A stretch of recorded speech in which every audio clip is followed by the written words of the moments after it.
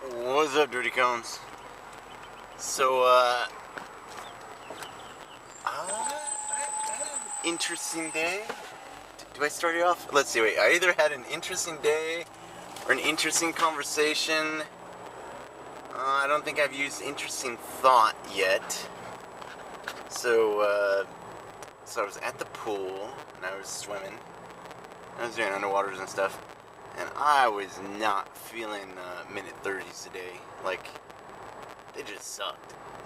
So I was doing 2 minutes, and it sucked less. So that was fun. But it got me to thinking because, for the most part, if you're coming into the course, not so much an old broke instructor, but a new young kid who's, you're rubbing everything. You're running sub 7 minute miles. You're, finning, whatever. You've got a cardio buildup, a cardio threshold of, say here. Okay, not here, here. And, because my cardio threshold, especially for running, is not the greatest, but my cardio threshold for finning, swimming, and underwaters is good. But I think a lot of it all comes down to your mind. And now I haven't been able to catch up on sleep since that dang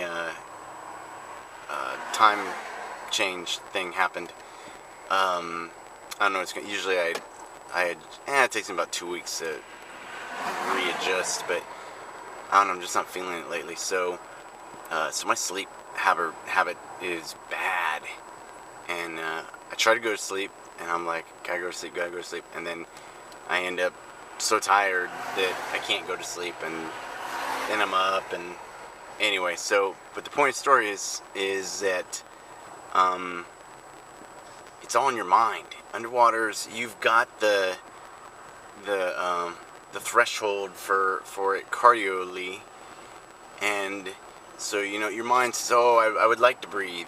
Breathing's fun, but you don't need to breathe that much. So what I'm trying to tell you is that you can do underwaters.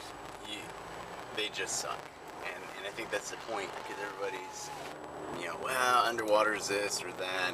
I really think it just comes down to you have to convince your mind that you don't need to breathe as bad as you think you might need to breathe.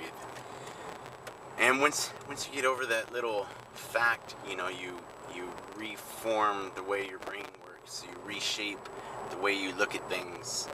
And once you do that, you'll be fine. You just have to do that, and that takes a little bit of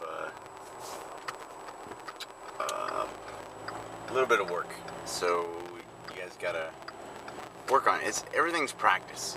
Whether you're the Beatles, playing in brothels in Germany, or you're, Bill Gates practicing making code, as a young man. It takes practice, and practice makes perfect. Practice. Whatever you need to do, you just have to get it into your head that the only way you're going to get better is by practicing. There's no magic pill. There's no, if I go to sleep with my head on the science that I was supposed to be reading last night for class, it's not gonna get into your head by osmosis. Now there are studies that show that listening to an audiobook or an audio class, say per se, does get into your psyche, but not as good as reading it and taking notes and writing it down. And for me, the only way I learn is, I gotta go to the class, take good notes, read my notes, write some more notes. It's all, like how smart people remember people's names and stuff. They word associate. When I met Bob, he was wearing a red shirt, and Robin wore a red shirt, so Robin, Rob, Bob. Things like that. That's one of those things that smart people do. I'm not that smart, but Maybe I do make my own word associations, so that way I can remember people's names. So, okay, I am that smart. So, but I got great news.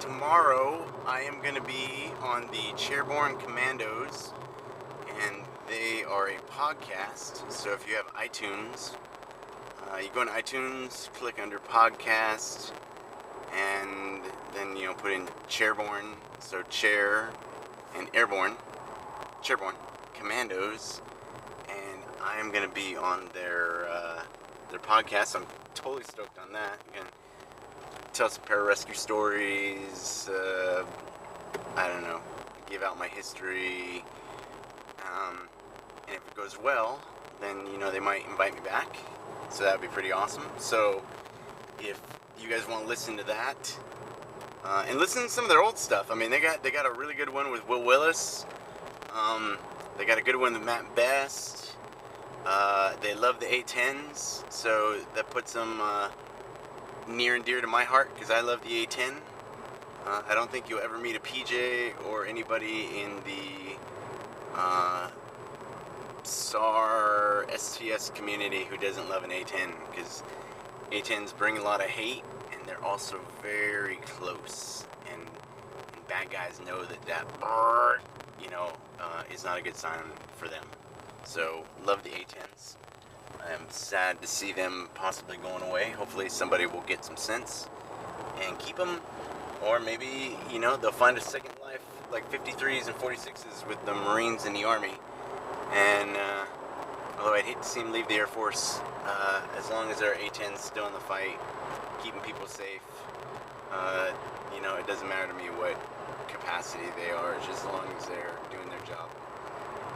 Because for a simple aircraft, it does a lot of ass kicking, so I like it. Let's see. Plus, I mean, those things can take so much damage, and I like that they're close air support, like in the old days, not above a 10,000 feet ceiling, and got a minute and a half turnaround before they can come back and run out of gas real fast. So yeah, I like the A-10s.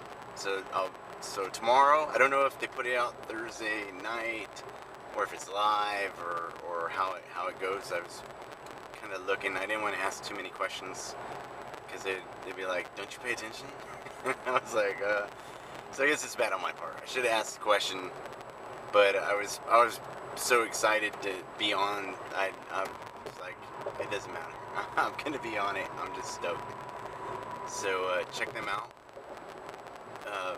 Very nice guys, Quinn and JT. Let's see. So that's what's up with that. So I'm pretty excited. Yeah. So I'll make this one a quick one today. People have been asking questions. Can you show us knots, or can you show us this or that? And I will tell you the knots. If you want to know how to tie the knot, there's plenty of videos on how to tie knots. I don't like giving out info that's too much of a giveaway. Like if you're going to war, so you're doing all this training and CQC, and you're kicking down doors and blah blah blah, you're getting good intel on what buildings are like where you're going, where the door hinges are, blah blah blah, then I'm all about prior intel, and prior good planning, is awesome, and I like it. But for INDOC, I think that if you know how to do your push-ups, you know how to do your sit-ups, you know how to run, you have the right mindset, I think that that's all you need to get through here. You shouldn't be asking people what happens on the third day, or what happens this, or what happens every day. don't think, I don't like it. It's not, I don't think you should know that much, and so I won't give away that much. I guess you can keep asking, but it's probably not going to change my answer. And if you're going to write me and ask me a question, maybe make sure you've watched all the videos, because I get a lot of people asking questions, and I'm like, well, clearly, if you had listened to what Indok means to me, you would know that, or, you know, blah, blah. And I hate to sound like that, but I made the videos so I didn't have to answer all the dang questions again and again and again. So, you know, do a little homework before you ask the question, because the question may have already been asked and answered. And, you know, I'm not mad or nothing. I'm just saying that don't be dumb, you know. Pay attention, and, you know, if someone's already asked a question, the answer's already there. So, yeah. So if you can hear my voice, definitely listen tomorrow. I'm excited myself. I hope it goes well. And thanks everybody for IG bombing Ellen. The Air Force Times, you know, like I said, is picked up. There's all kinds of stuff. It's looking up, you know. And if you're looking for a book on pararescue that's you know, a written story, check out Robert Capko. He's got two books out. The last one's called The Long Road Home, and the first one is called, dang it. So I apologize, Robert. I can't remember the name of the first book, but his books are really great. He's a really nice guy. He's working on the third book right now.